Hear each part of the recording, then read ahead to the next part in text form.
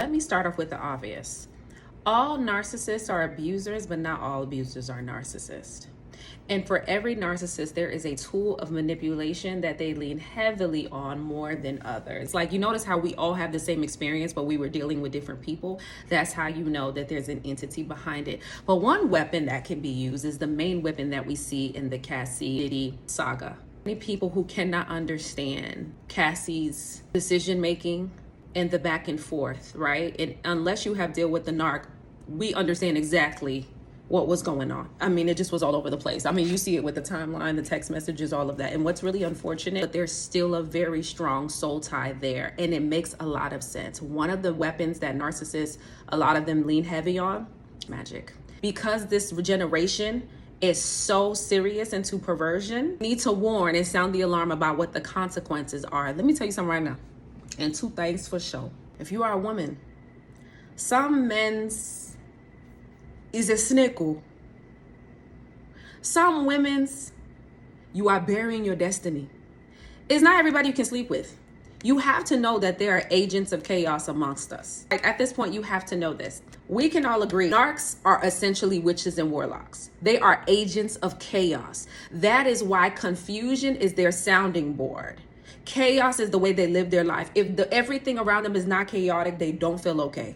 That is why nothing can be wrong, and the narcissist will just start creating trouble because the silence, peace torments them. And with magic, it is a manipulation tool because they are sleeping with you with the intent of controlling you. So a lot of those different things that you were seeing in the transcript and things that took place during Cassie's timeline, that is what witchcraft is at the end of the day. It is somebody who wants to impose their will over you. And because we are a prayerless generation, because American Christianity is so weak and we take advantage of the grace of the Lord, that God pushed back judgment, you think there are no consequences. The word of God says when it comes to sexual sin is the only sin that you sin against your own body.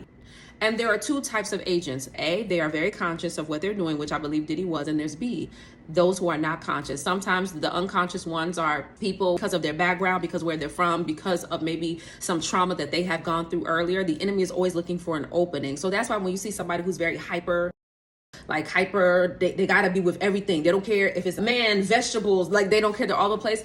You have to check at the root to see if there's not something with it. The Bible tells us very clearly about this. Proverbs 5 verse 3-5. For the lips of a strange woman drops as a honeycomb, and her mouth is smoother than oil, but her end is bitter as a wormwood, sharp as a two-edged sword. Her feet go down to death, her steps take hold on hell. Proverbs 6, to keep thee from the evil woman, from the flattery of the tongue of a strange woman. Lust not after her beauty in thy heart, neither let her take thee with her eyelids. For by the means of a whorish woman, a man is bought to a piece of bread.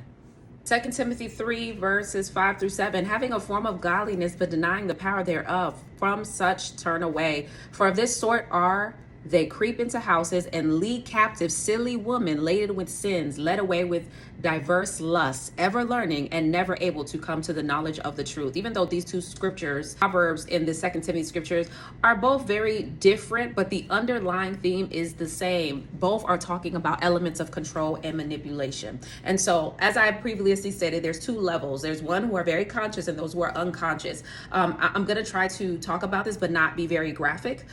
So please bear with me. The reason why so effective is because it gives direct access to the soul. The reason why you could have been tied to somebody and they treated you crazy has a lot to do with being intimate with that person. There is a reason why if that is not happening in a marriage, the marriage is dying. There's a disconnect. You could be mad at somebody.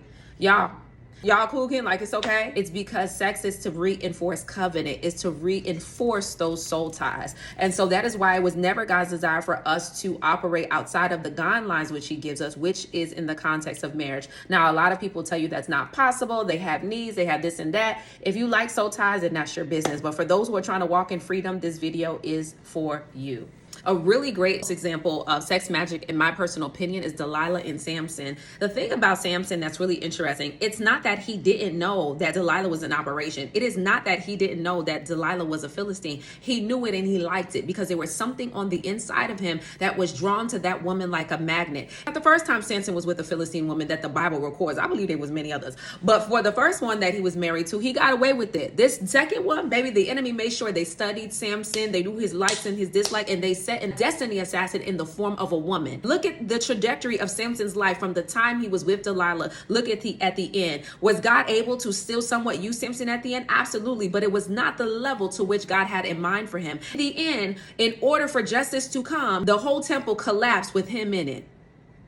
For those who are conscious, they will work spells if they need to. Some of them, their body part is the spell. There's a reason why, even though she didn't really like it and there was a level of torment, she was tied. See, what happens is when you are engaged in that way, it begins to tap into your mind. The reason why we have such a mental health crisis in the United States of America, I'm about to say something, people gonna disagree, but I don't care. Take it up with God if you got a problem. More a culture promotes perversion, you will see the decline in mental health. There are consequences when we don't do things God's way. God's not just saying do things his way for the fun of it. He set the universe into a particular order. There are laws and conducts and principles and guidelines that are to guide us so that we can have healthy lives. And when we decide we want to do something, we have to deal with some of those consequences. Now, what is the goal of is to drain the individual, and it is to honestly kill their identity. I want us to take a moment in time and just think about where could have Cassie been if she never really met a Diddy.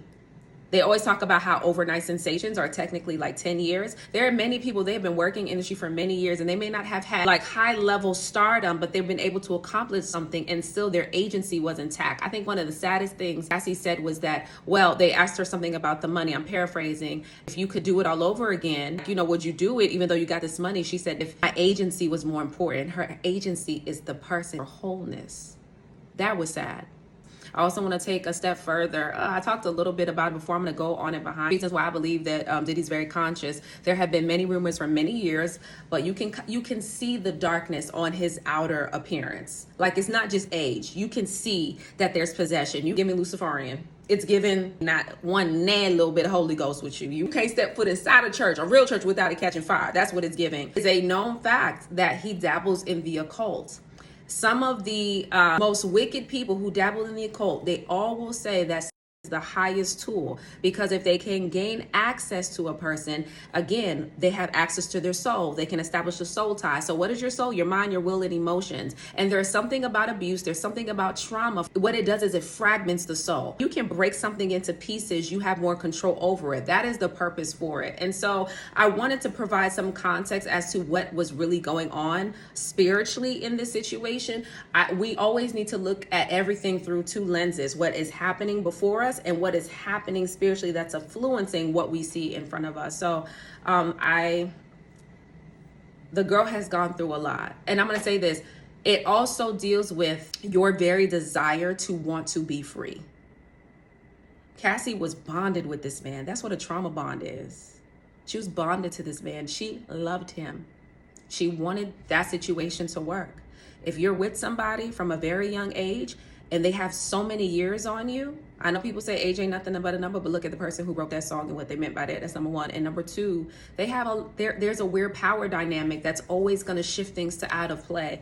And so I want you to take into consideration, who were you at 19? Who were you at 17? Who were you at 21? And some of us at our big age, I was very naive. Who were you at 28, 29, 30? I think that we need to be able to look past what is on the forefront to really look what's behind. Not all situations are the same. There are some scenarios where people knew what it was and, they still were trying to get down. I think at this point, when you are in any type of abusive relationship, one, you would tell that person whatever it is they want to hear just so they can behave for the day. And two, I don't think anybody that wanted to be a slave was a slave. Remember that comment that was made that people were slaves because they chose to be? It is one of the most offensive statements that could have ever been made.